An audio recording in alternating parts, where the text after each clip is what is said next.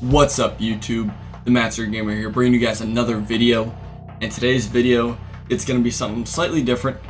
Going to be trying to give you guys the ins and outs of competitive Madden, breaking down things from beginner level all the way to an expert level to hopefully get you guys a better understanding of competitive Madden, make it easier to follow along, and at that point, be able to follow this new series that I'm going to be doing even better. So, now I'm going to be replacing the challenge videos of the week.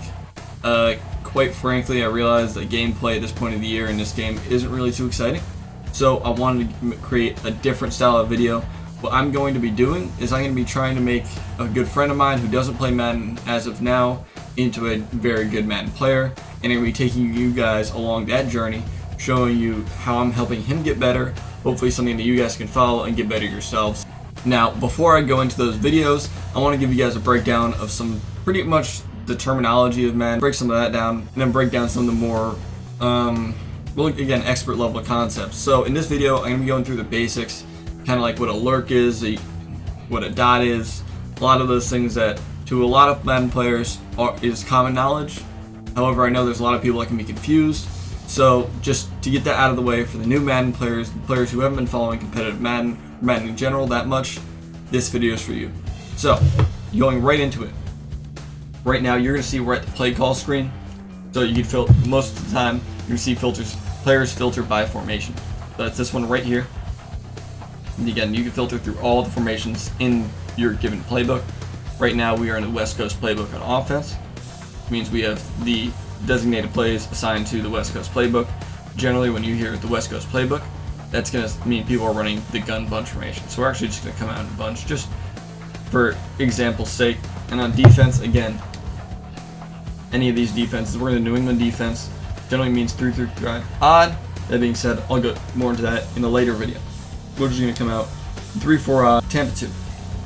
Tampa 2, cover 2, pretty much the same thing. Now, right here, this is the play art.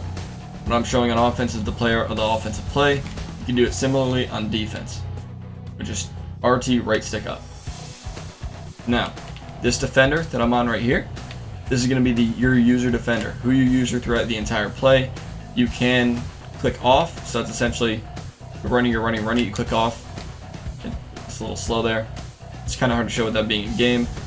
And clicking off is essentially when you click off your defender, so they're going to do a better job of targeting and not getting faked out by just left stick moves. Now, we're going to focus on offense for a few minutes here, just to keep it more organized. So right here, I made a hot route. Hot route essentially is changing your play with a given set of routes.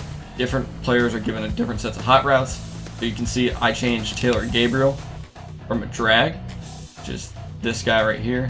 Just highlight that, and I put him on a streak. Fairly simple stuff. And that's through the use of hot routes. Then you can change your slide protection. So that's with max protect. So now I can have my tight end and running back blocking without having to manually change them to blocking. Then you can change the direction your line kind of blocks to pick up certain blitzes or things of that nature. So again, you can slide left, slide right, and that's all slide protection. Then besides that, you have your audibles. So that's the spacing. You see halfback, mid draw, verticals, corner striking. You can change different formations audibles as long as you have the same personnel. So as you can see, we have 3 receivers, 1 tight end, 1 running back. You could audible to gun tight slots that has the same personnel. 3 receivers, 1 tight end, 1 running back. Then you could flip your play, which is pretty straightforward. Doesn't really take too much, but I'll just say it since it's here. Flip your play, essentially just that. And again, outside of that, on offense it's pretty straightforward from pre-play. Now going into the play, you're going to focus on things like what is a dot? Well, a dot is essentially, there's 2 variations. It's really not that complicated. It's either just going to be a good pass or it's going to be a pass fitting into a tight window. So right here, we're going to throw a B, circle on PS4, and that's going to be your typical dot. Outside of that, again, offense is pretty straightforward. I mean, you know, obviously a juke isn't strictly based in Madden. Every casual player knows, or even football fan knows what a juke or a truck is. Obviously, you know what throwing the football is. So I'm not really going to go into stuff like that. I really want to focus more on the Madden side. And the only other thing that I would think about even mentioning on offense, at least at this level, would be quarterback pocket presence. So that's essentially a quarterback's ability to stay in the pocket and be able to make the throw late downfield by maneuvering those players to try to sack the quarterback. So as you can see right there, I'll kind of go to the replay to show you again. You see how I was maneuvering inside the pocket with the quarterback, stepping up. I saw the block shed. I was able to use my running back to block the new defender that just got off the block shed, step around him, keep the play alive with the quarterback, then get out the pocket and make a throw late downfield. That is good pocket presence, and that's generally when you're going to hear the term pocket presence. Now, let's start to break down defense. So on defense, first thing you're going to hear a lot of is heat. So right now, I'll just show a quick little show blitz concept. We're just going to send everybody. I'm just going to send them all. And then we're going to get dual edge. That's dual edge heat. So you get players coming free off both edges of the O-line and sacking the quarterback. Coming through is heat. Blitz coming through is heat.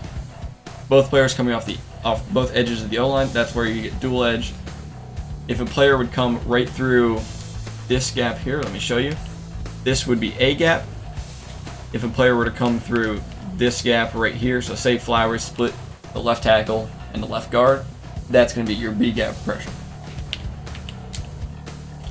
So then the next thing is, this is going to be hard to do with my controller, but I think I'll be able to do it. This is going to be your user picks. So a lurk user pick is essentially when you're a user defender, when you click on, well, not really click on, I don't want to say click on because that gives the wrong impression. When you're user defender, you've been lurking with all play, and again, lurking with just playing the routes that come into your zone or you're manned up to, playing with all play, makes the correct read and picks off the quarterback. So then any type of deep dark blue zone is going to be known as a deep zone. So you can have a middle third, a deep half, oops, going the wrong way now, or a deep quarter. And it just goes down the list. So deep half is obviously the biggest, deep third is your middle, and deep quarter is your smallest.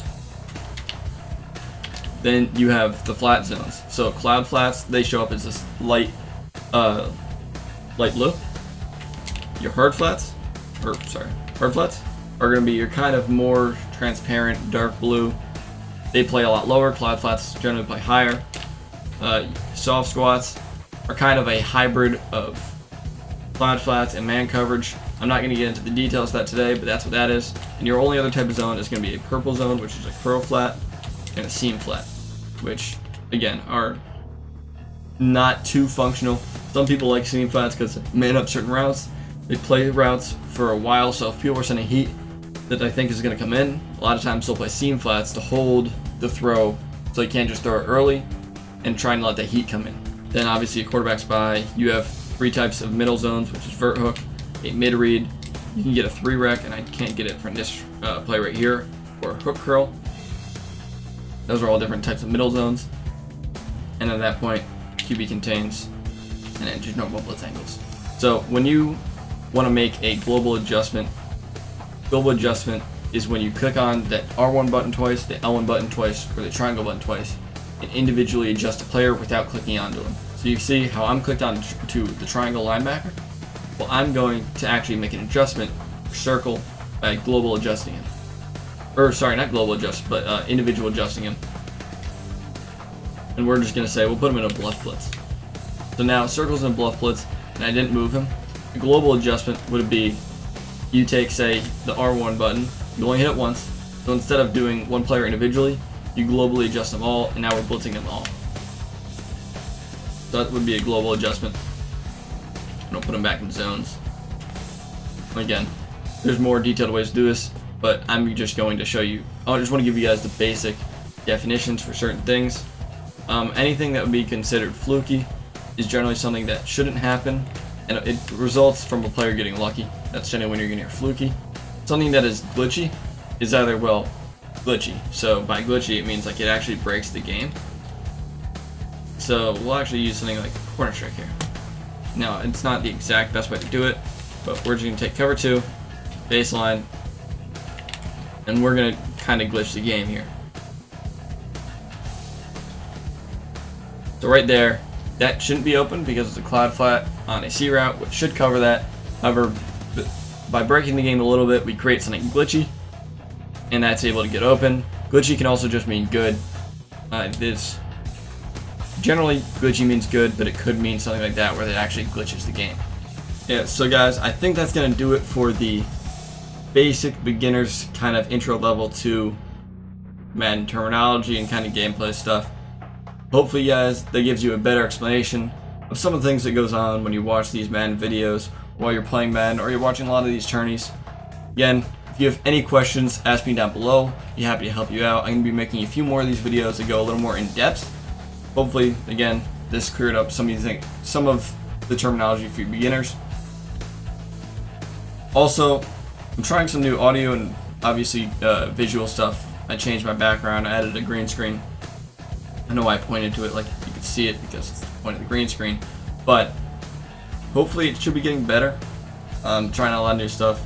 Again, hopefully it's better for you guys. That being said, it's the Master Gamer, and I'm out.